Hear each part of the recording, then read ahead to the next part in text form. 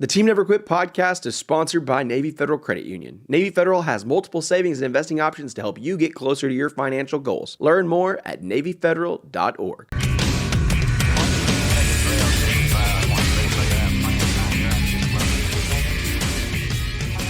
Welcome back.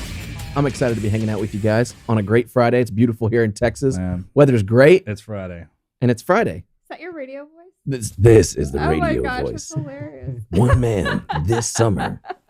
We've got a really awesome guest in store. I think one day somebody's going to snatch him out of here, out of that seat just for that reason. For that voice. I don't hope think so? I hope I get a good paycheck for it. That'll be really awesome. I just want to get the one man summer, but I don't have the depth. Did you catch how he? Did you? No. I promise. I think you got a top rope. Did you fire that over my mouth? No. I promise. No. Did you catch that, Zach? No. Bro, he just okay, I'm gone. I'm gone. That's what I thought he said.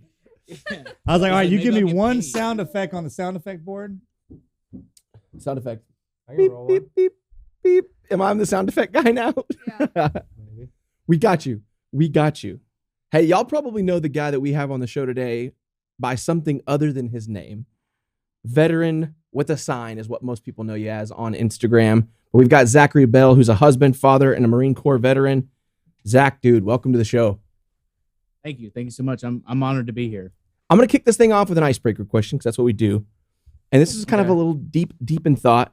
Would you rather have regrets about actions or inactions? Actions. Yeah. Boom. Yeah. Actions. Like I want to know how it plays out. I don't want to shoulda, coulda, woulda. Like, I mean, I'm sure my wife would wish I would kind of lean back and take a moment when I just kind of dive right in. But that's all I've ever known is just lean in. So, Man, that might be our generation too. They beat that into us. I think so. I steadily try to get back off of that, like assimilating back into the world. Like when we came back down and we're kind of getting back in with the family and everything, I'm slowly but surely getting that part. The slowdown is hard for me. Yeah, I mean, you're speaking my language. I have this fear. I have this like image in my mind of like, in The Incredibles where Mr. Incredible's selling insurance. Yeah. And like he used to be the man. Dude, straight in And the then, fin. like that's me. Like that's how I feel. Right. Like some old lady's gonna be like, but you won't pay my benefit, and I have to lie to her to get her benefit paid out.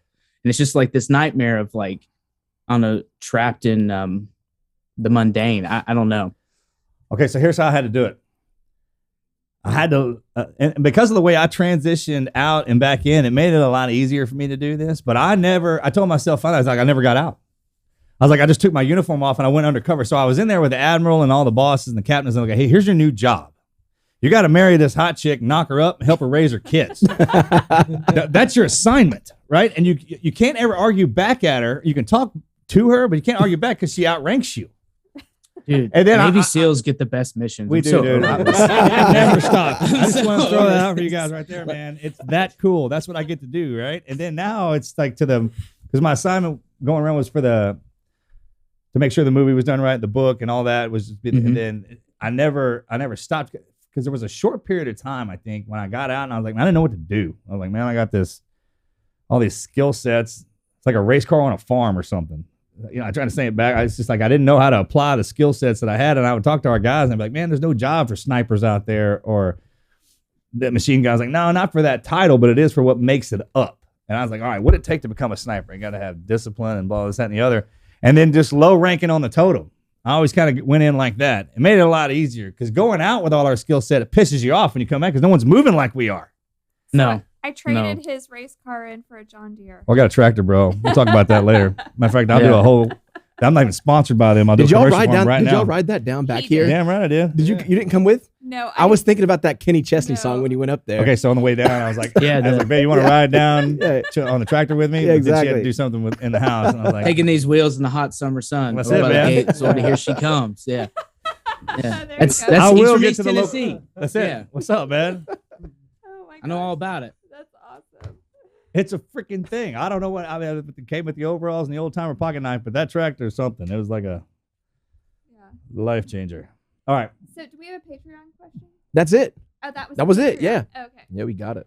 Okay. Knocked it Oh. out. We All did. right. We did. Yeah, it. no, I always have this fear of like living a life of regret, and it's driven me to do everything I've done right, wrong, or indifferent. So you need to And, get "nah regrets" tattooed around your throat. Yeah, no, I've got plenty of bad tattoos. I'll just keep going. Like, Yeah, right. yeah, I know, which is weird. That's a very common theme. People like tell me that they have like a certain amount of pleasure or displeasure about my tattoos, which is, I mean, I don't care. Really? Yeah. It's Can we see very some? commn actually. Are they in an appropriate place?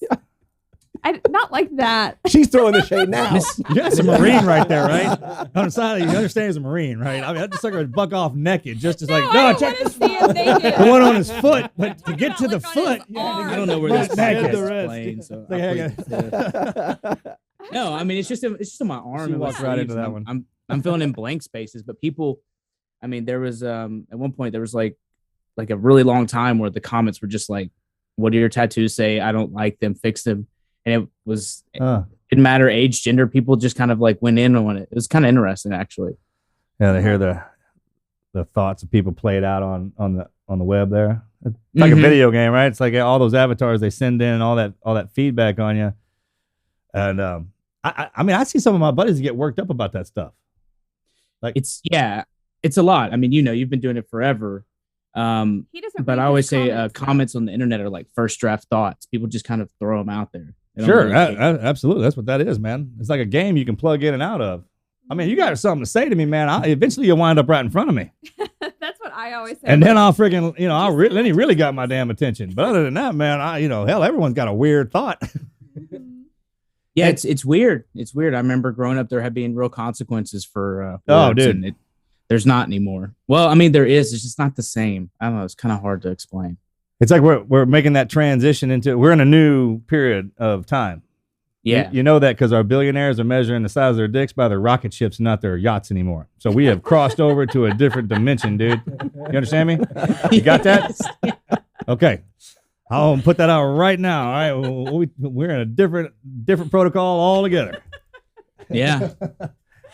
Oh my god. That's great. So everything that we learn, what we go through, it's funny with the tattoos. Like in our family, Yeah. you're not allowed to have them unless you sign up and you get in combat. Like 2 wars, 2 arms. That's it. Because whatever you put on your body will show up. Mm-hmm.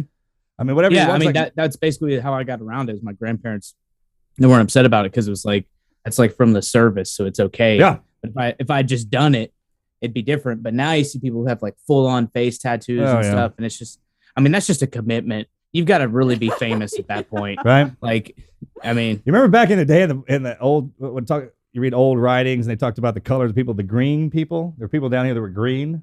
Like them military all the sailors and the military guys, eventually they all turned green from all that paint and all that ink. That's what that warrior section. really? You're Oh, an yeah. alien.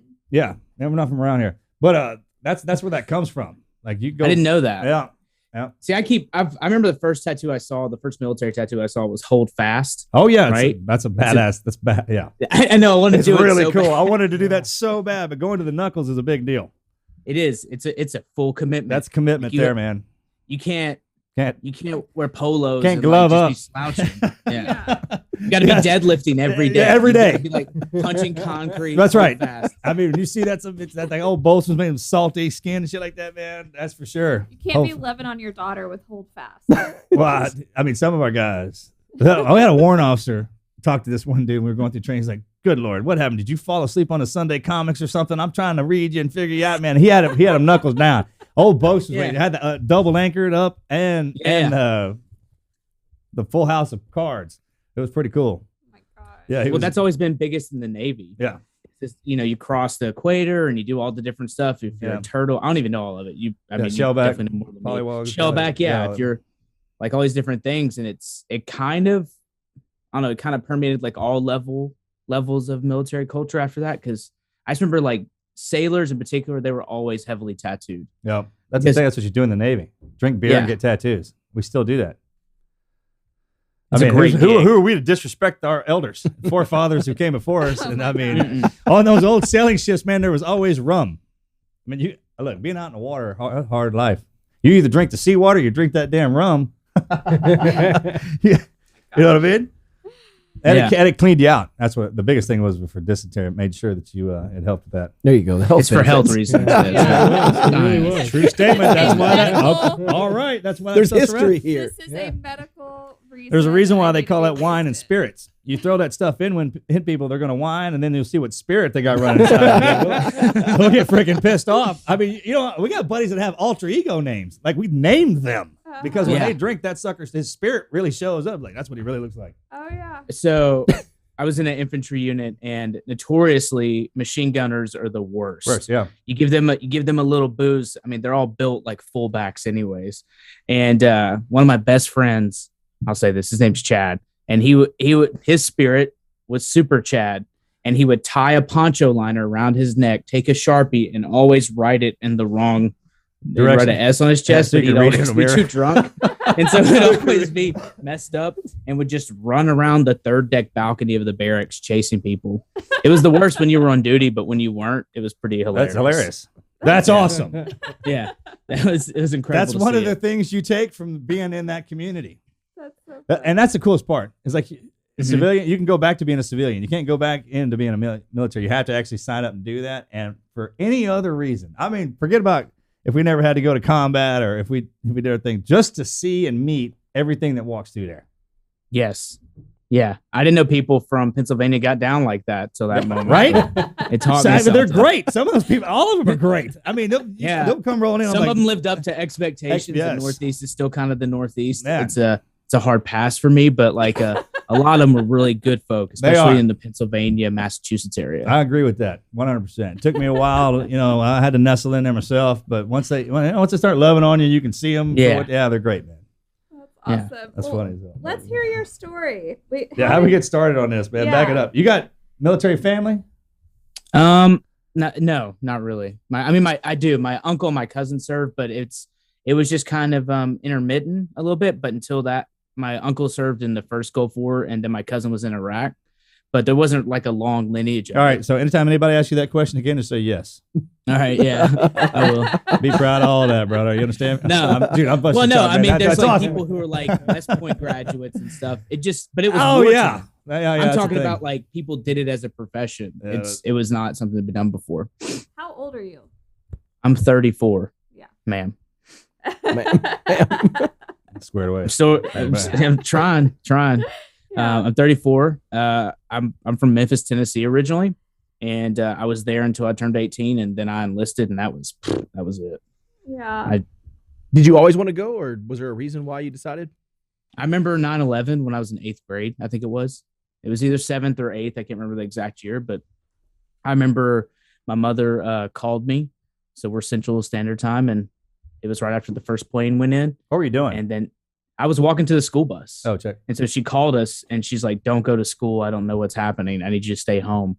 And I remember like grabbing my brother by the back of his, I used to call it the little brother handle, like the handle on his Oh, backpack. yeah. We get Yeah. I grabbed him and I was like, "Come on." And like he came back in. I turned on the TV. When I did, I saw the second plane go in. And I was just like, whoa. Oh my gosh. I don't know. Like I remember it didn't seem real because until that moment, it's really hard to explain now to like I think our kids are all pretty close to the same age. Yep. Like the world's smaller, but until that moment, New York was just a place I had saw on like movies and TV. Not Oh, like right. a Oh, place yeah. that was like there. 100%. You know what I mean? 100%. Like it was real. I remember like Independence Day was a movie about New York. Yeah. This was really happening. I completely understand what you're saying on that. I thought all the way till when you get up there. First time I ever got to go there too, I was in my uniform of Cracker Jacks and did the whole New York walk kind of deal. And I mean, it lives up to its reputation and all that facets of it.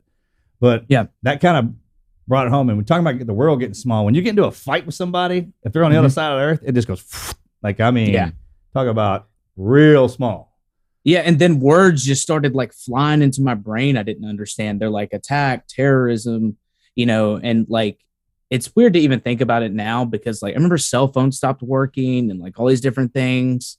And they're like I remember like I heard Bin Laden's name for the first time and talking about like Al Qaeda, Taliban, like all of it was just kind of coming in. Oh. And I was just like, I don't know what that is, but I remember that moment. It carried on until I was able to enlist. And I signed up with the Marines.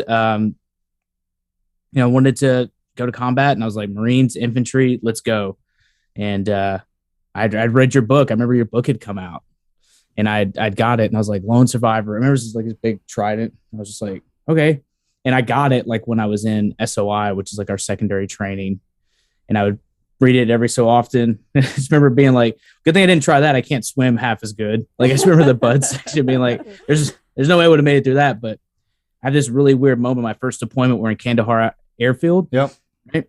And I remember reading it, and it said you get to the Pashtun Wali part, and I was like, I remember that, and I finished the book like that month. But yeah, That's awesome. I remember when 9/11 went down. What we were doing. I mean, that in the country got solidified real fast. I mean, if he could have signed up in the 7th grade, he would have. Right? They would have. The Marine Corps would have been like, dude, hey, I remember all sorts of stuff. Get the Freedom recruiters out Prides. there and get them into the kindergartens because these suckers will sign up. Yeah. You know, once you hit us in the face like that. Because Marcus had gone into I was the in, yeah. teams before 9/11. I was back in the 1900s. What's up? Whoa, 1999. Go on. you had black boots and everything. I didn't did. you? Yeah, you did. I did. Yeah, Thank did. you. Sure did. So yeah, You had the M15, Yeah. you know, not the 16 because it hadn't been invented yet. Yeah. No, yeah, and a Vietnam flak jacket. When we dropped Yeah. into Iraq for our first up, I had a Vietnam flak jacket on. It was cool. Everything else was high speed, low drag, man. Wasn't your first platoon leader Richard Marcinko? Wasn't that true? Yeah, I wish, man. Rest in peace, brother. Rest in peace. He's one of the best, man. He was one of the best. Taught me everything Yeah. I know. Matter of fact, he was my first platoon leader. I got a hold of him when I was in 9th grade, I think. He started training me when my dad slid that Rogue Warrior book down the table. I was like, "What's this?" He's like, "New math book." I was like, "Roger that." Yes, sir. Yeah. joking for all of those fact checkers. Oh yeah, For the Yeah. fact checkers. I have to give the fact checker something to do. Yeah. They're bored Yeah. right now.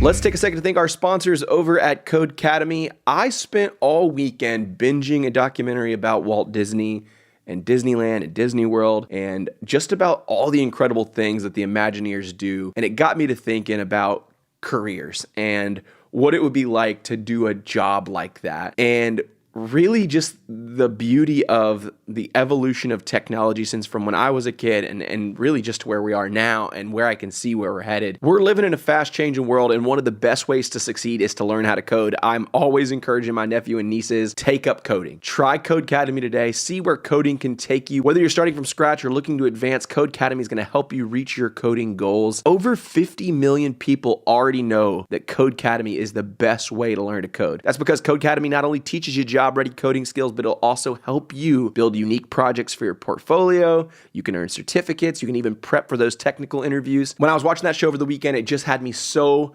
motivated about what is to come in the future as it pertains to technology. And I think that learning tech skills is the best answer for people just looking for a new opportunity, or for kids who are wanting to try something that's going to be future-proof and exciting, or for someone who's just like tired of their same old, and they just want to try something new. With Codecademy, you can learn at your own pace. You can get qualified for those in-demand jobs. You can choose what you want to learn because coding is pretty vast, from building basic websites to artificial intelligence and everything else you could want. No matter your experience level, you're going to be writing real working code in minutes. And if you're not sure where to begin, Codecademy is going to point you in the right direction. They actually have a personality quiz, which will help you get tailored career advice. And they'll even give you course recommendations based on your strengths and your interests. And my favorite thing about Codecademy is the fact that it is interactive, which means you're going to get instant feedback. Your code is tested as soon as you submit it, so you always know if you're on the right track. You learn by doing. That's it, for me at least. The best way for me to learn is by doing, and I love that you get to do that right inside Codecademy. Land your dream job in web dev, programming, computer science, data science, and tons more. Join the over 50 million people already learning to code with Codecademy and see where coding can take you. And for our T&Q listeners, get 15% off your Codecademy Pro membership when you go to codecademy.com. Use our promo code TNQ. That's promo code TNQ at Codecademy.com to get 15% off Codecademy Pro, the best way to learn to code. Codecademy.com,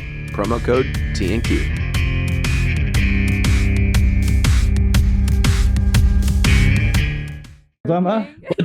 Just some soft math. Yeah. Prove The that first time had I it ever done ran into straight. him, so Yeah. and the way it works in SEAL teams, man, whatever your buds class is, it's kind of like your stamp. Like we all have that Social Security and everything. And if you're one class under, you're still a freaking new guy to everybody. And no matter what you go through, what you do, because every buds class after is easier than the one you went. And first time I ever met him, he was training us. No, it was at a reunion, man. He gave me the business. Like, give me that freaking beer, you new guy, this, that, the other. And then I'll just sit and listen. Like when you got a bunch of them dudes around, like, because they'll start going at each other. And that's how you learn. When the old timers start razzing you, it's hilarious. We just interviewed somebody that was class 267 or something like that. And every team guy, every single one, when they say their buds class, they say the last hard class. Every single one. It doesn't matter if they're 115 or 3, whatever they're on now, 3 whatever. They always say the last hard class. Mine was the last hard buzz class. My brother, when he went through it, shit was easy. Yeah. He's a freaking punk. Whatever. Was that after? And that was after he did a weekend for you, right? Damn right. I gave him a little. And check it out. So I gave him a little test of what my class was. He left. He went back to college. That is true. That's pretty good, right? Make sure you got that. Morgan Luttrell for Congress. Yeah, Morgan Luttrell for Congress. Yeah, Mojo for Congress. That's right. Yeah. Oh my We got to clip that. That's right. That's right. Okay, sorry. So we got off track. So you go into the Marine Corps Yes. right when you turned 18. Right. I mean, really close. My family told me to try to do a semester of college, and I was there. Is probably the nicest way to say it. I left that one semester with like a 1.67 GPA. Not like it was a 1.67. So like academically, I spelled my name wrong at least once. Like by that. Check it out. You can actually go if you. The trick is to get the picture of you at the college with the shirt on. So you frame that. So when the kids are like, Dad, you go to school? Damn right I did right there. And don't worry about that GPA thing. I tried. And I don't know. I just thought I was like in the DEP program. I was like, I'm going to go serve. This is what I'm going to do. And I called my recruiter and I was like, do you have an earlier date? And he had a date in like May or whatever. He's like, well, we got some dates in February. I was like, run it. Cause I'd already got in like late 2006 or whatever. Cause they're always trying to fill their quotas and stuff. But I was like, if a ship date comes early, I'll do it. And then I did. I think the February ones always come in early. I mean, no one wants to go then. Yeah, that's what he told me. He's like, you sure? Like most people like to wait. Dude, if a recruiter tells you that, you know what I'm talking about? Like if the damn recruiter says that, like, hey, bro, I don't know if I'd even do this, and my job is to really get you. Hindsight being 2020, his hesitation was palpable. Right? And I should have been like, well, that's weird. It's his job to do this. And he's like, all right, man, cool. Whatever. I just thought he had like a tick or something. I don't know. Dude's got medals out the wazoo for ramming dudes into the military.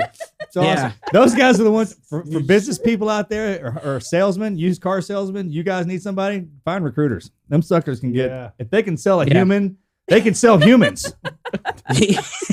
Is that what that is? I mean, let's if we military dined this down, like a military talk is like basically, man, like you recruited me in. That's brilliant.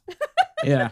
To die. You sold my soul. Yeah. I signed up to die, man. Dude, that was great. How'd you get me like that? And they have sales tactics. I remember he had these like tiles on the keychain. Did y'all have these? Of course. Because the Navy and the Marines are very, very similar. It's the Department of the Navy. But the men's department, right? He laid down the tiles and it was like honor, courage, commitment.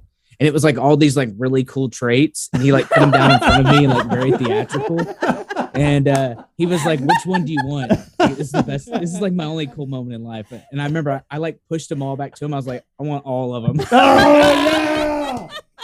What's up? Because I just remember him being like, honor. And he put it down. He's like, because he had his like keychain of like, this is what you do. Like he was moving me through his pitch. That's awesome. Like it's like but I just remember pushing him. I'm like, I want all of them. 0 through 11. Let's go. And like, he's like, are you sure? And I was like, yes, that's what I want. So, bro, I walked in and my recruiter, he was sitting at his desk in a pair of camis and he had his boots unlaced and had his feet kicked up on his desk. And his head behind him was the Navy SEALs poster with Charlie Sheen and all that. And he's like, you think you can be a SEAL? I don't think so. Get out of my face. I was like, no, I can do this. You know what I mean? It's like they tell you can't. Now they're trying to, you can do this. You're good. Well, they've got a pipeline now. It's a real thing. Yeah. Because they're trying to compete with the Army is what I've gathered, right? Oh, yeah. Well, it's always a competition between us, man. It depends on who we're fighting or who we want to beat up. Who gets the cool commercials. But now they've got like the prep and they've got. Oh, yeah. Talking about for us? Oh, yeah. Yeah, absolutely. They got seal pup, like the can babies or whatever they call them. They start from the beginning now. Our son's roommate is doing it right now. That's right. Yeah. Yeah, they didn't Stuff have that I didn't know about, or Yeah. maybe life been different. Who knows? But It still I just know I sucks. couldn't swim. Yeah, it still I just knew I sucks. couldn't swim. You still I got to was go like, through it. I mean, Yeah. actually, the more information you know about it, the more terrifying it is. If you actually read it, Yeah. you know what I'm talking about? We didn't have that. Like, oh man, that looks so cool. What part? You know, where they're getting hurt and thrown out of airplanes and everyone's yelling at them. Why does that look cool? I don't know. I didn't know why that looked cool. Just the way they delivered it looked cool to me, man. It looked cool because of the Charlie Sheen movie. I remember that Charlie Sheen Pull, movie. thank you. Yeah. Now y'all And I shouldn't have watched it at what age I was. Well, So who do y'all man? Y'all got some good ones though. Marine Corps, man. Y'all got Gunny Highway. Dude, that's one of what's the up, best. Clint Eastwood, Hands down, one of the Heartbreak best. Ridge, man. That's always a go-to for me. Matter of It's- fact, it's every incredible. Marine I run into is Gunny Highway Mhm. until they prove otherwise. I'll That's take that's that. kind of respect I give them. I'll take that. Yeah, no, it's man.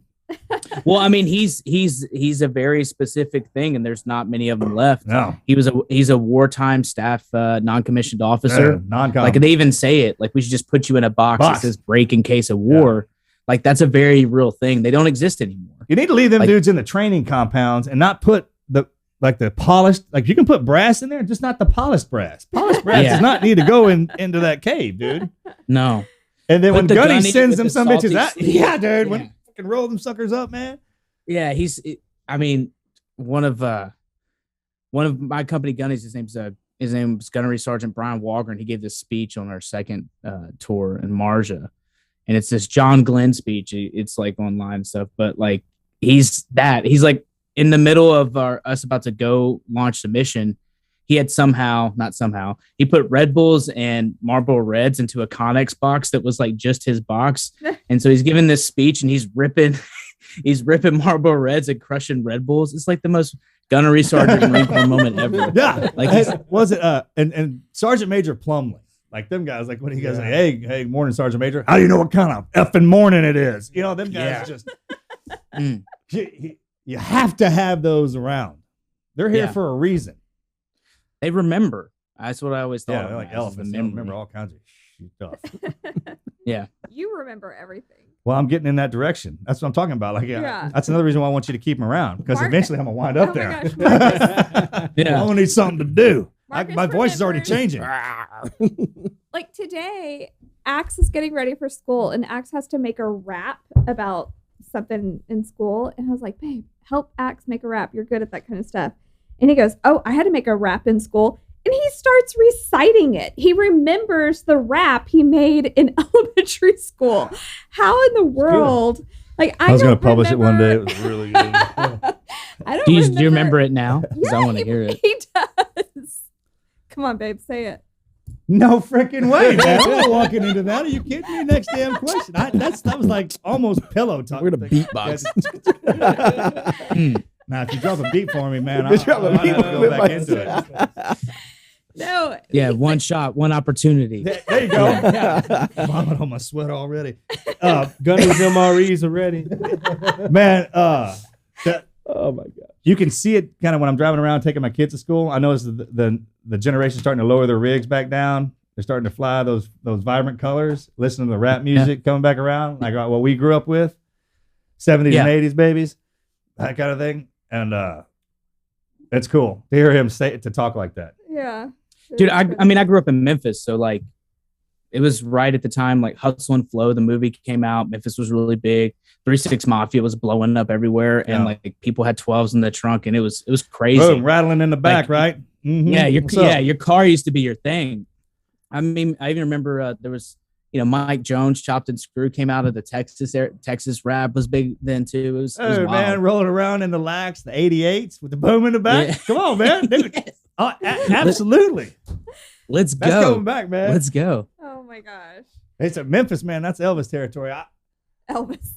A little far Dude, off. I walked around with an Elvis ID most of my young life and got away with it. Like I would throw it out at the bars and they'd be like, all right, thanks.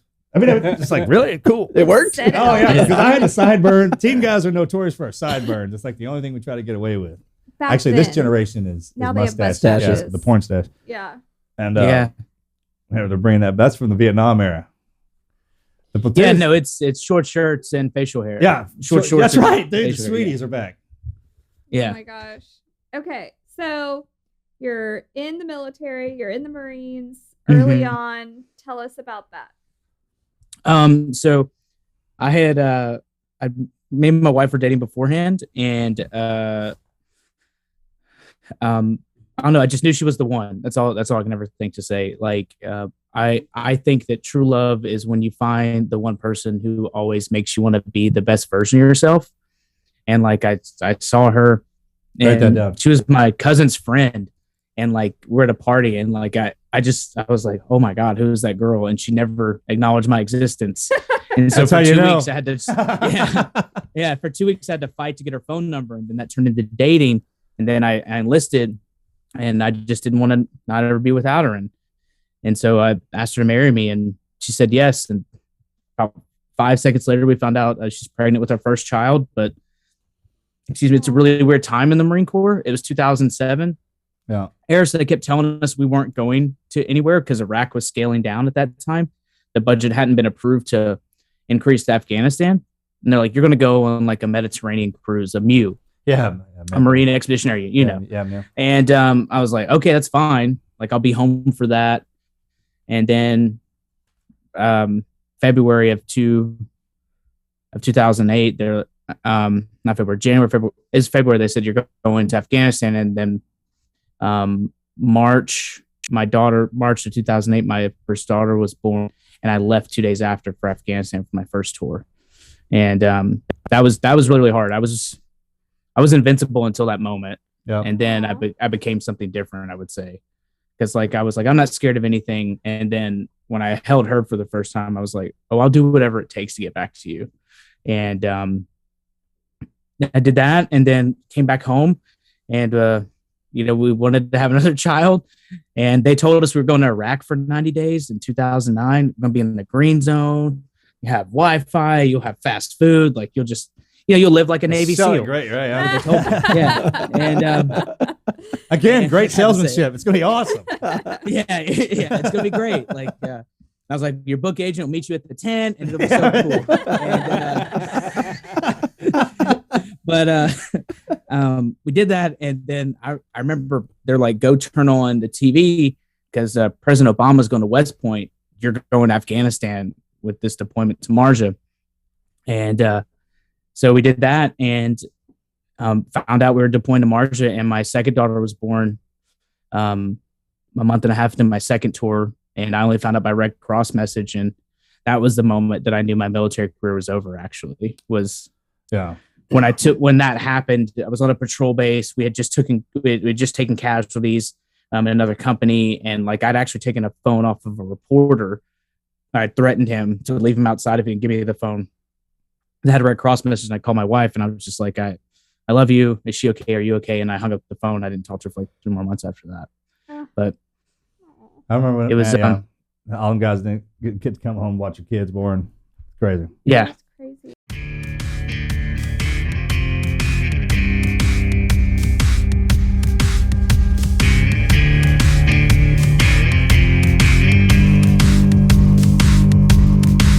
All right, guys, let's take a second to shout out our sponsors over at ButcherBox. If you guys are like me, meal prepping can be a royal pain in the butt, whether it's because of time or just picking out the right ingredients or making sure that you have everything you need to have good meals throughout the week. But ButcherBox makes it super easy. They are a subscription service that takes the guesswork out of finding high quality meat. They source their meat from partners with the highest standards for quality. So no more searching the grocery store for 100% grass-fed beef, free-range organic chicken, wild-caught seafood, and more. Their sourcing decisions are made holistically, keeping the farmer, the planet, the animal, and your family in mind. When I got my first box, I was in meat heaven. Seriously, there was steaks, there was roast, there was chicken, there was fish. Seriously, my freezer is loaded right now. And I know that it is high quality meat, and that is really important to me. Like the type of food that I'm eating, it's like the kind of fuel you put in your vehicle, right? You wouldn't go get cheap gas in your car, and we do it all the time to our bodies. And so for me, ButcherBox is getting the best kind of meat sent to the house. This weekend, actually, I took out some of the steaks, chopped it up, put it inside of a little Ziploc bag with some orange juice,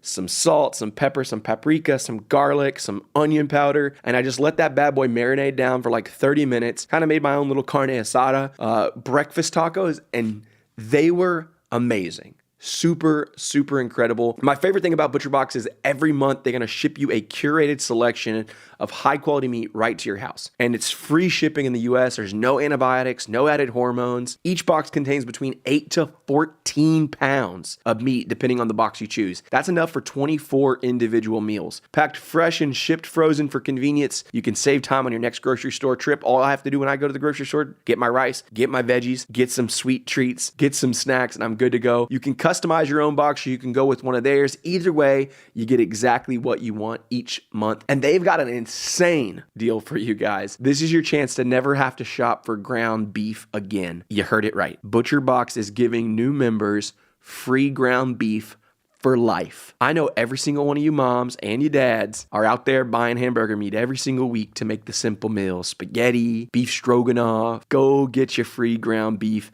Sign up at butcherbox.com/TNQ. You're going to get 2 pounds of ground beef free in every order for the life of your membership. All you need to do is log on to butcherbox.com/TNQ, claim this deal, and never have to search the grocery store for the meat again.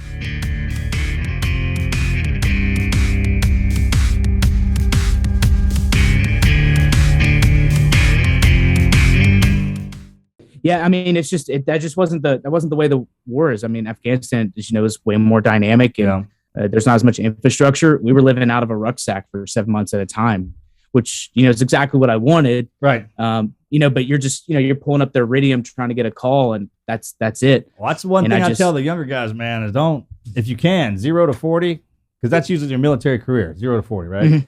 Yeah. Don't get married. If you don't have kids. Because it's not that you fear anything; it's fearing for them. It's like a shift over. They take that whatever power they take away from us. It's amazing, and as soon as when they step into the bridge, especially those little girls, man. Yeah, no, it's they've really changed my capacity for love, and they've made me a better person because of it. But it's her birthday today, and like I could. The hell are you doing with us? Huh? I'm kidding. I was like, what the hell are you doing? She's in school. Okay. But as she should be. I'm sorry. I was like, so I'm a terrible father. No, you're not. I mean, they're barely in school. Schools are closing down. No, don't worry. I barely got them in there. It's fine. I miss the school bus. They don't even know how to read anymore. I know my kids like, Dad, don't really got to go to school. I'm like, nah, son, stay home. What the hell? It's like, you don't feel good? I feel fine. Well, you don't look like you feel good. Stay home anyways. Yeah, let Axe stay home so he can work on his rap career. I mean, that's what you got to do. We got that now. So if we get locked back down, I know that we have something to pursue. Yeah. Yeah, he'll be dropping bars on you. That's it, man. Catching that studio, right? His older brother, right? And How did your wife handle that with you being gone when she was having babies? Well, it was somewhat unimaginable. I mean, she's the toughest, coolest person ever, and like I don't even know how she done it, because like I always say like it's a really bad pitch to be like, hey, we're gonna get married, I'll be around sometimes, and then you'll be pregnant, and then I'll be gone, and hopefully I come back. Like it's not a good sales. Hopefully the wives pitch. don't ever write a book about that particular time in our lives. You know what I'm talking about? Like with the courting phase, it's like when we lay just the and we take them everywhere. They get to see anything. We're always together. Everything's cool. It's cool being with a guy in the military. And the minute we get hitched up, we ain't never around. Yeah. No. And there's a phase. There's a literal phase in between there that happens. And then all my friends were like, bro, you got to stop getting your wife pregnant. Every time she gets pregnant, we go to Afghanistan. So I was like, yeah. Well, you can look at it like that too. Yeah. Because every time we were supposed to do like a non-combat deployment, which is crazy looking back on it now, but that's what they told us. I mean, that was what the war was at that moment. Did you name your daughters? What'd you name your daughters? Yeah. Are they Alyssa and Audrey. Okay. And yeah. And so they're incredible. I don't know. I had this weird moment where it's 10 years ago to 12 years ago today, where I was just like, I'll be doing this for 20 years if I don't stop. I just remember like giving the phone back and being like, this will be the next 20 years of being like, how was graduation or how was this event? And I just couldn't do it. And because we got everything we asked for, like in our world and as far as military careers and missions and actions, I remember getting everything that we asked for. And I think one of the older guys kind of get burned out is because just the guys leave. They transition out, and the fire that we had because of being 9/11 babies is different now than the guys that are coming in. Yeah. And there's Yeah. nothing bad about that. That's not what's fault. I'm just saying what drives us, it's a different kind of fuel. I mean, we're the ones that got hit in the face. You know, the ones I after think us it's are the ones that are just I pissed think it's off the about distance. it. It's of distance. time, Yeah, time you and know? distance. Sure. Time, speed, distance. That's it.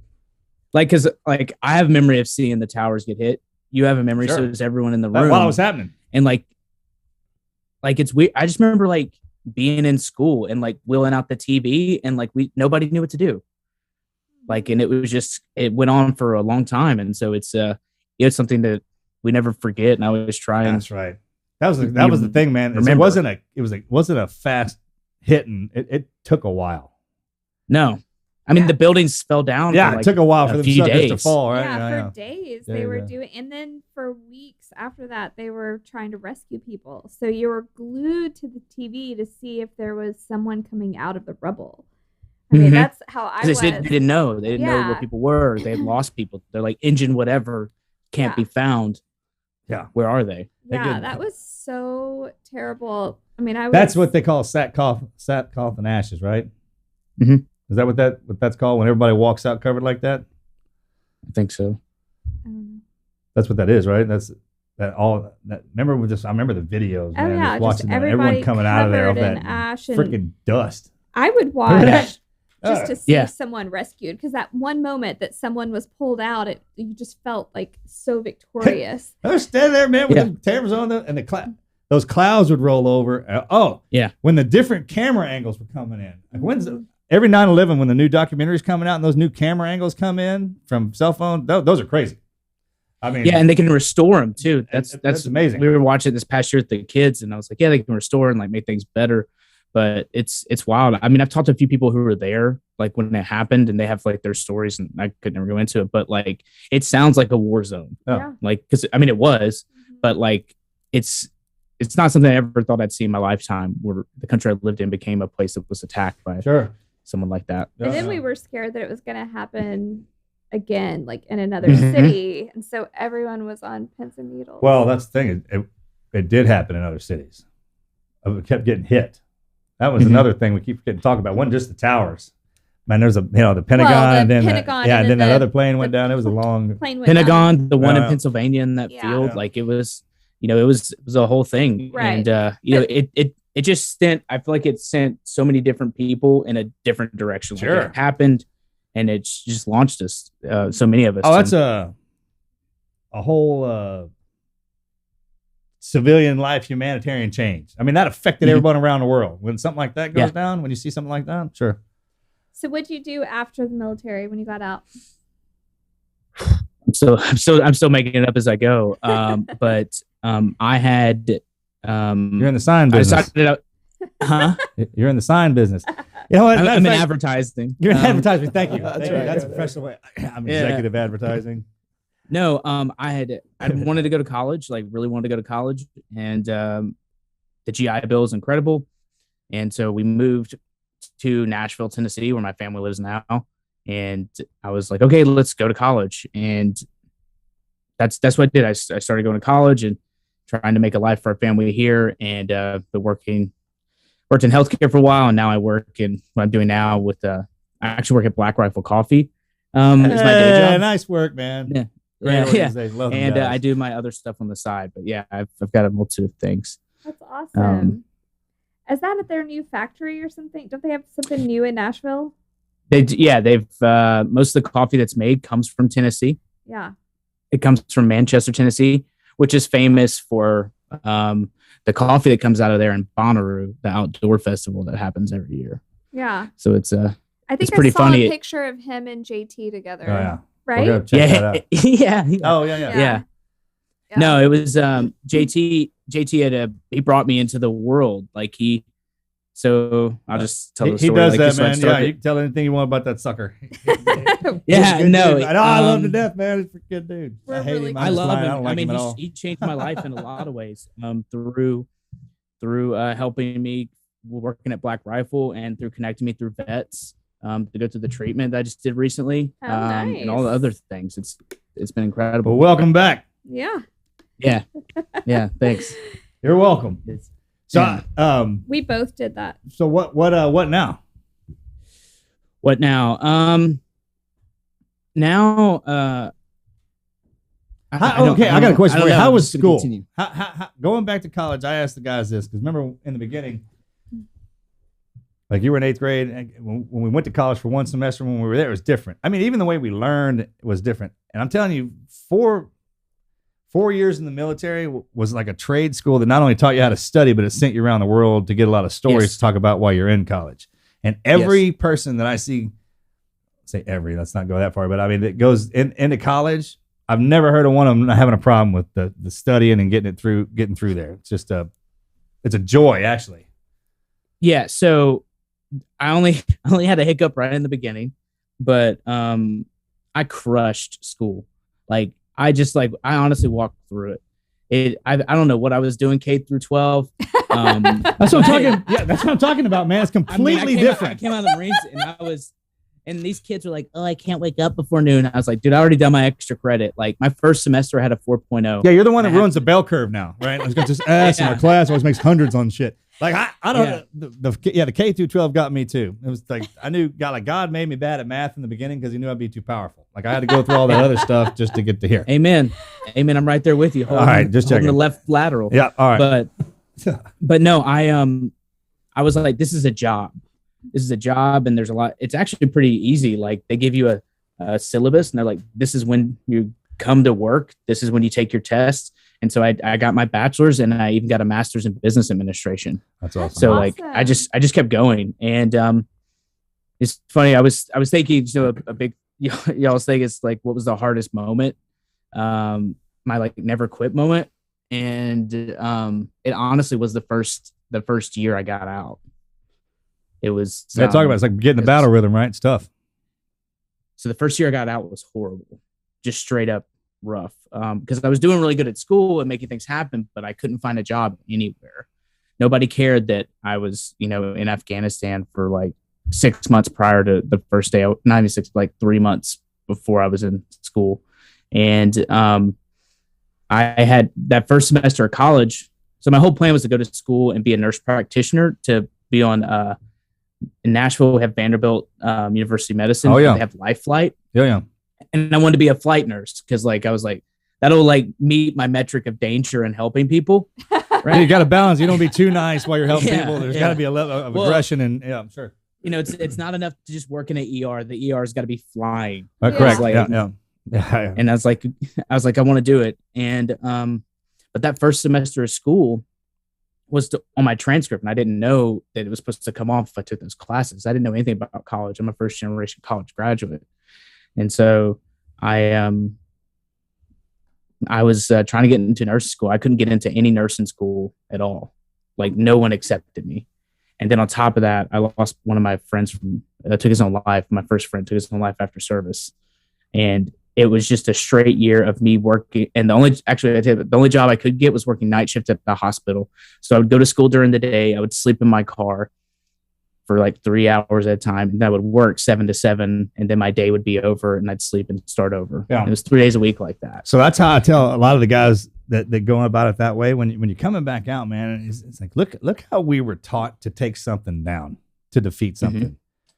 Man, like you can go in there. Hey, he's like, give me a job. Can I do this? I'm like, yeah. Or you do it that way. You go to school, then you come into the janitor's closet, and you start working your way up, so everyone sees you and they know who you are. And then by happenstance, like, oh yeah, you can definitely go in there. There's more than one way to get into school. Everyone's going in that front door the way we try. Hey, I want to get in here. Can you let me? No. All right. Well, check it out. Then we're gonna recon this thing. We're gonna go in undercover, and I'm gonna get a job here doing something else.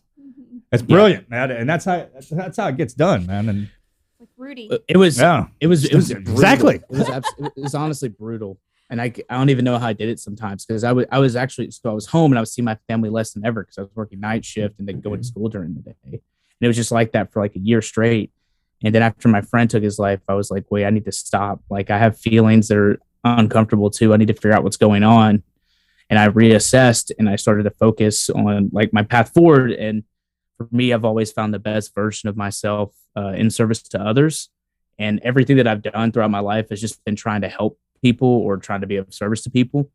And so I thought it was doing this one specific thing with like, working on like a flight nurse to like, okay, it's all the same theme. The theme is helping people. So I need to lean towards that. And when I started just going with that, I found like new levels of success. Like I got a job at a nonprofit. I started like traveling. I started like my grades got better and everything just started to continue to go up until the pandemic when I started Veteran with the Sign. And now it's in a whole different lane, right? But it's always been the same thing, like help people be better versions of themselves. Because that helps me. It keeps me accountable too. Like it's think about it like a it's gym a fuel. partner. It's a give and take. Yeah. Like we can do that, man. It's a feedback. It's a loop that for whatever reason we punched out, that link in that chain got taken away. And and you think that's a bad thing, but what's happening is you're getting linked to something else, which ultimately comes back around. So it's when you want to make your transition, no one wants to go when everything's good. Like all the money you have. No. When do you want to make a transition? Shit, man, when you want to get out of something. Like during the quarantine, COVID, we were all locked down, man. We come out of this and be ready. When we're stepping into something new, that's how you do it. And that's the only way we could do this and make everyone in the country understand, how important each of us are. Man, we'd have to get sick together.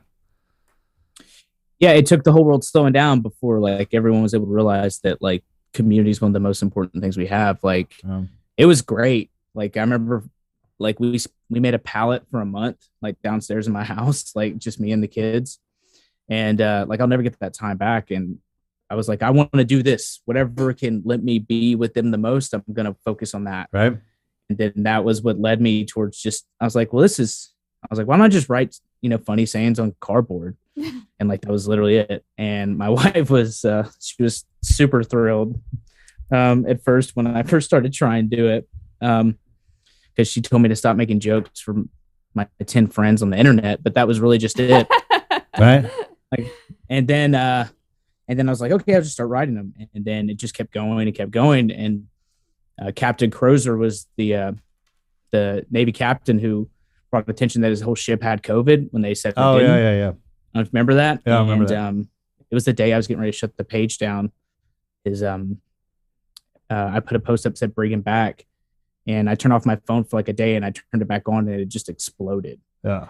It just like went a different direction and it's been going ever since then. That's awesome, brother. For sure, man. I love it.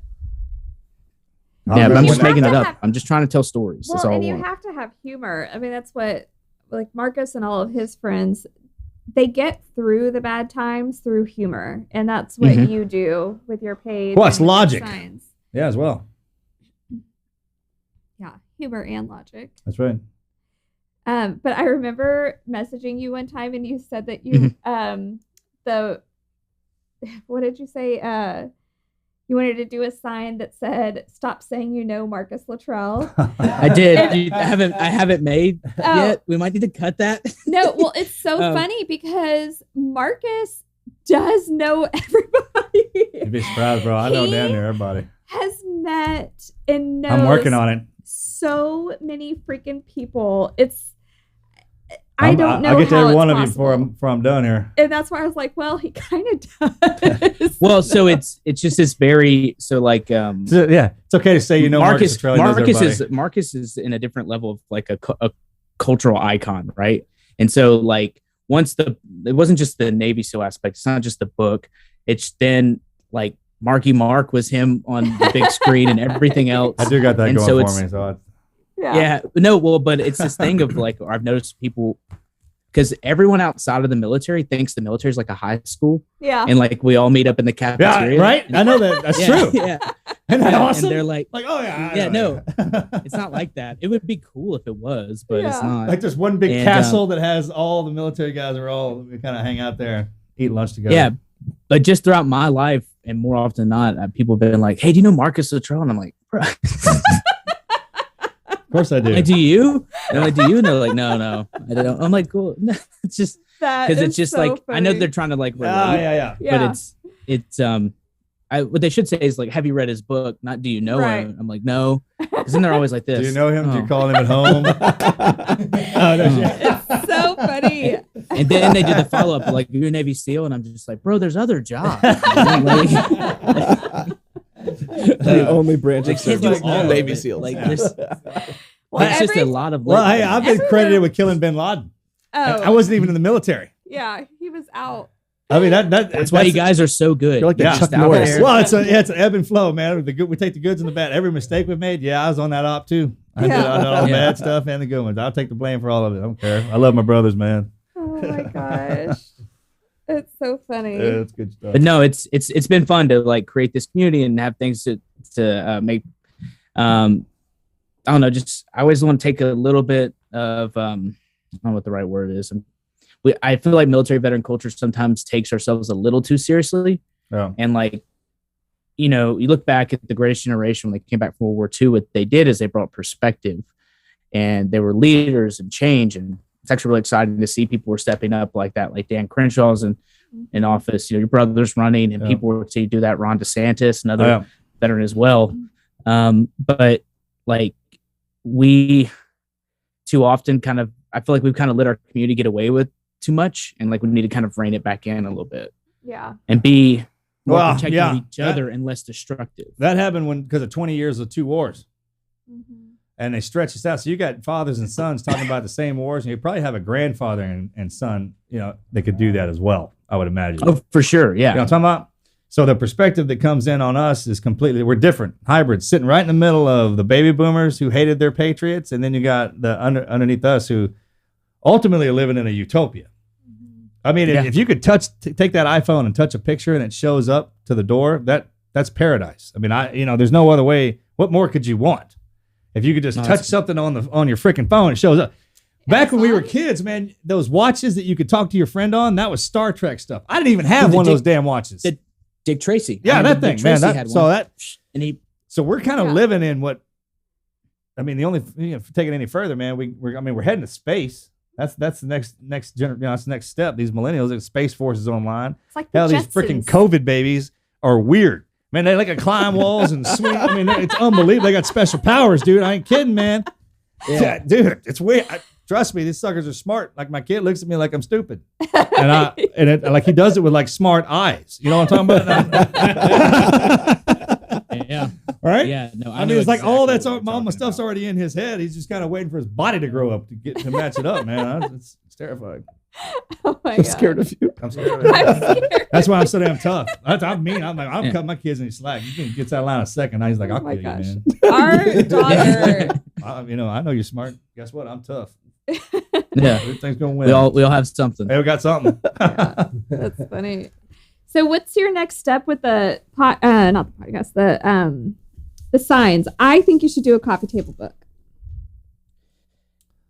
I'm not ruling it out. That's definitely something I've thought about. That should be made out of cardboard too. Oh, that'd be fun. Yeah, so I've thought about that. I'll take the first one. Like a podcast. I'm thinking. So like the signs have been really good at like a communication starter, like a starting point. Mm-hmm. And that's ultimately like what I want to happen is like, here's a thought I have, or here's an observation. Go discuss. And so I've thought about a way to like have like a greater expansion on it, just to kind of, I think really just to allow more feedback and stuff like that. So I'm looking into different ways to do that. A book is definitely one of them. So are you recruiting? So like if you have a team or a platoon out in Texas and we have our own cardboard, can we make up some signs that you approve of and say tack them in town, like to one of the maybe the back of somebody's car, a veteran that they don't know it. Dude, I'm in. Oh, I'm in. Make some bumper stickers that look like the cardboard sign. Right? Oh my god! I've thought about that. Yeah, I've got to be careful.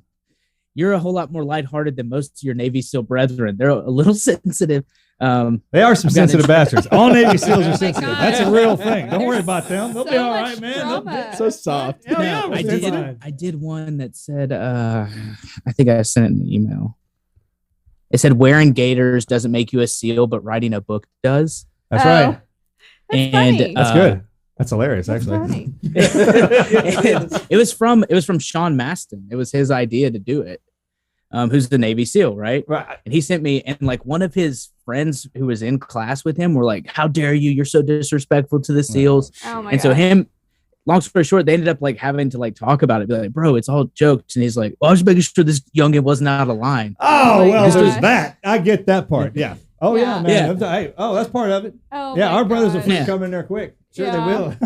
But like he just I can't emerged. protect He you just from that, emerged. but yeah, hell, I even catch that. No, he just emerged out of the water and he was like, Yeah. "How dare you?" And I was like, "Bro, they it's come just up a from the joke." deep, they'll snatch you down, and Yeah. they'll hold on to you and scare the Yeah. piss out. Yeah, they're real. Oh yeah, we get No. talks. So yeah. I check in with them guys so they can yell at me just so I'll stay humble. Yeah. Yeah. I mean, I look forward to the ass chewings I get on a regular basis, and that's about be the first time I ever openly said it out loud. But I was like, yeah, I read them just because, just to hear them Yeah. yell at me, because all the time in the military, the older guys were always telling me what a piece of shit I was. I mean, if one of them old timers told me I was a good dude, I might get scared. Like, Yeah. what? But they love you. That's their- how I know. That's If their anything terms shifts, of that's my point. If that endearment. Yeah. shifts, though, then they're just like, they're not talking to you. If they're not saying something to me, then I'll be like, what? Hey, man. Why you being so what's up? nice? Why you being so Am I damn nice dying to me, over here or man? You know, what's something? up? The one thing I've noticed though throughout all of this, and it's actually been really, really inspiring to see, is there are things that just kind of transcend branch, job, and everything, and it's just like service is one of the big things. And then like I've also noticed that if you've been kissed by violence, then like you can see it on other people. Oh yeah. And like it's like automatic, and it's been really cool to see the community emerge out of it. I don't know. I'm gonna keep doing it as long as people want to be a part of the Hey, conversation. that's how we pull these shoestrings together. Like when we get out, Yeah. man, you unlace your boots. So we're all just kind of sitting around. What the internet and this forum does is allow us to pull those strings together. And the cool part is it's once we took our skins off, we're all in the same club now. Yeah. It's like now the Marine, those independent are the bragging rights of what you did and where you went. And then now we start talking about the places and the times. Yeah. Because that's where it really gets interesting. Well, because we have to come together. Like we Right, have to be 100%. the force that's driving each other. Sure. You know, Ain't nobody else going to motivate us.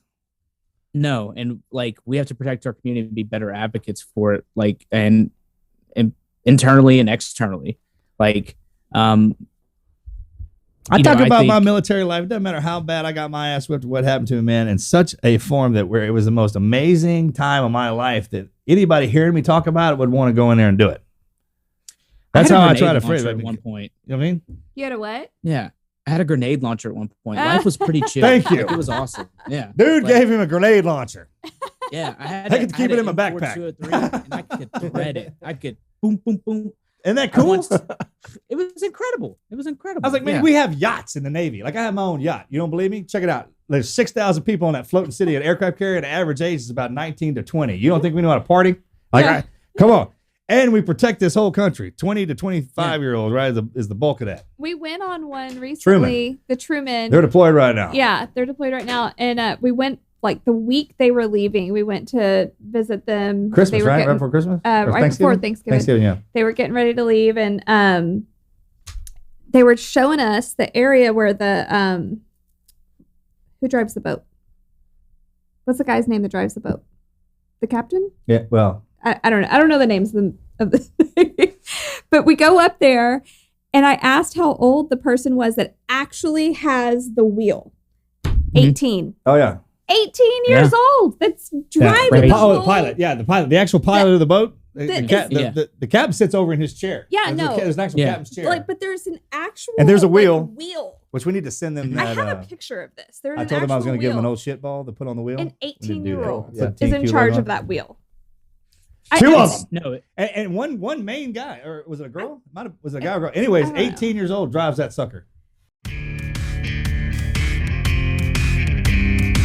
This episode of the Team Never Quit podcast is sponsored by Cerebral. Did you know that psychiatrist visits can cost up to $500 per session, and traditional therapy visits are over $100 per session? That can add up to thousands of dollars a year really quick. And the fact that anxiety and depression have doubled in the US over the last year just is insane, especially since you can hardly even get in to see a therapist. Today's sponsor, Cerebral, is an online mental health service that offers prescription medication, counseling, and therapy for anxiety, depression, ADHD, insomnia, and more. Cerebral actually caught my attention a few months back. I got a TikTok ad with them, and they were specifically talking about ADHD on the ad, which is a soft spot for me because it is something that I have dealt with my entire life. When I was a kid, I could not focus. I could not get good grades. I was always distracted. I was always goofing and off, and some kind of dismissed it as being a kid. And I never was properly treated for it, and that's okay. I never wanted to be on prescription medication. I never wanted to see a therapist. Like, that seemed so taboo. As I got older, though, it started affecting my efficiency, my productivity as an adult, and I realized, okay, I've got to do something about this, right? Like, I'm an adult now. Like, if I can't handle this now, then there's something going on. And so when I saw the ad for Cerebral, it really got me excited. The fact that I could talk to somebody before getting just put on some type of prescription medication, that to me was really important. I don't want to just get prescribed a bunch of drugs for nothing. They're one of the few services that provides prescription medication online through a licensed provider and ships medication straight to your door so you can skip the pharmacy lines. But not only that, you get that personal care team wherever you are. You can message your care team. You can access self-care resources wherever you are. You can connect with your counselor and therapist on your own schedule through your laptop or the Cerebral mobile app. You can schedule sessions based on what's most convenient for you. And for me, that's super important. I don't have to wait weeks to be seen. I can do the sessions on my own time and on my own device, in my own house, in a place where I feel comfortable. To me, that's a big deal because it goes against the stigma that comes with traditional therapy. And it's affordable. There are treatments that are 1/3 the price of traditional therapy. You can get options available with or without insurance. So if you're insured, awesome. If you're not, they're going to work with you. Cerebral is an in-network for several insurers, and they're working every day to grow their partnerships. The greatest thing about them is that their chief impact officer is Simone Biles, and she's a huge advocate for mental health. She's reducing stigma around getting treatment. And one of the main reasons she actually loves using Cerebral is that she was able to choose her own therapist, which was important to her that the therapist understood her background and her experiences. And I know in our audience, in our community of Team Never Quit followers and listeners, we've got veterans, and we've got people who've overcome trauma, and we've got people who have deep anxiety. A lot of us struggle with these things, and we are afraid to talk to people, and we're afraid to get help, but it's cool to do that. It's not a problem anymore, right? There shouldn't be a stigma around that anymore. I love this product. I like the fact that there's both the prescription side and the counseling side, so you're not getting just one or the other. Team Never Quit listeners, if you want to check this out, you can receive 65% off your first month of medication management and care counseling. All you have to do is visit cerebral.com/TNQ. That's cerebral.com/TNQ. Go to cerebral.com/TNQ. They're going to get you 65% off your first month. That is a total of just $30 to get started. Join Cerebral today on their mission to make quality mental health care accessible and affordable for all. One more time, guys, that's cerebral.com/TNQ for 65% off your first month.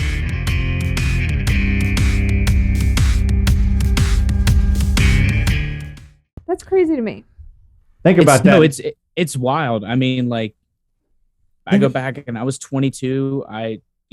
My last tour ended up, the various circumstances, ended up being a squad leader, but I was in E3 and they would get promoted, but none of that matters. But like, I was 22 years old in charge of 12 Marines and sailors and about a half dozen Afghan soldiers. Yeah. And like, I was like, I can't even rent a car. Yeah. But like, that's a great way of like saying that. You know what I'm talking about? When you get out of school, if you want to get treated like a child till you're 40, be a civilian.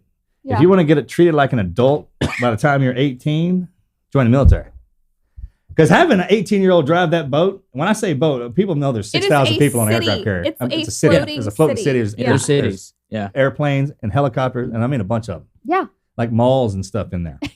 It's unbelievable. Yeah. And you got some 18-year-old just going through the numbers on this sucker. You know what I'm talking about? And not only that, there are a lot of more vessels around that sucker that can cause some havoc. Yeah. Mm-hmm. And that is just spectacular. Mm-hmm. Yeah, I did ship duty for a month when we were with the Mew. We were on the Nassau, and I was like, nah, it ain't for me. Like, well, I didn't say being out. Yeah, that's right. That's why I was a team guy, man, because we just get to go in for a little bit and come back out. Yeah, y'all got off the boat. Yeah, we get to. They put us underneath wherever they store food. They put the berthing area. They stick y'all way down there, man. Yeah. And so it's funny, we would we'd borrow like our corpsman's Navy shirts so we could PT, because if not, they'd only had 2 hours a day. We'd go to the gym, but we were just in the way. Because the whole vessel has to, right. Because they have the ship's company, and then we're extras. Mm-hmm. So they just got to find a place to put us. That we always bribe the skipper and the master chief and all that. You know, we'll take them to Fantail, them shoot all the guns, blow stuff up, and then give them all the equipment and cool stuff. And then they make life pretty easy. Now, if you piss them off, they can make life hell for you. Did you ever? You're like, come here, petty officer. Come to chief country. Right? Yeah. You piss. No, man, heaven help you. Piss chief off on the boat. They run the Navy. Chiefs do. Yeah, they do. You don't want to mess with them for sure. All right, brother, man. How? What else can we do to help you, support you, Yeah, and follow how you, do we man, and keep in promote touch? you? No, just everybody can check out Veteran with the Sign on Instagram and Facebook, and there's a website, veteranwithsign.com. I'm going to continue to keep pushing and trying to help message. And, ultimately I want it to be a place where it's not just me, it's continuing to be people like, children did it, like anyone. I want it to be a place where you can have a conversation and be that bridge between the military civilian world, because ultimately that's what's hard. Like nobody, like we all know, like I said, I was 22 in charge of that many people. They have no concept of that. And so we have to find a way to create that conversation. What would be cool, man? Understand it. This is an idea. We didn't have to talk. This could be offline, but like Veteran with a Sign, and you have the homeless guys, the homeless veterans, and we're our own news organization. Like if you had a place you could check it, like turn TV on in the morning, and then like you're in Tennessee, you walk outside, it's like, hey, this is what's going on right in this town. There ain't no gunfire, nothing. Then the vets, they're like reporters undercover. Some of them guys don't want to come in. They like that life. But then we have those check-in spots where they can go in, get a meal, a shower, shit, shave, and shine, and get your ass back on the street where you like being. It's always having, like when they would send us into the field, no matter how deep they would send us, we knew that there was a spot where you could come back and get a meal and some fresh change of clothes, maybe rest for a bit. So I understand that life. It's also a thing you can do. Like I could and live you out can of do my it right. forever. Couldn't you? You could live out of a rucksack. 100%. 100%. Like, that's it. Easy day. So I think it's familiarity is a big part of it. It's tough, but yeah, no, that's what we want to keep doing. It's just, I want it to be a place where like eventually anyone can do it. I just want people to be able to talk and have a conversation, because it can't be me forever. And it will be, but you're just going to have buddies with you. We got your back, man. All right, brother, man. Thank you.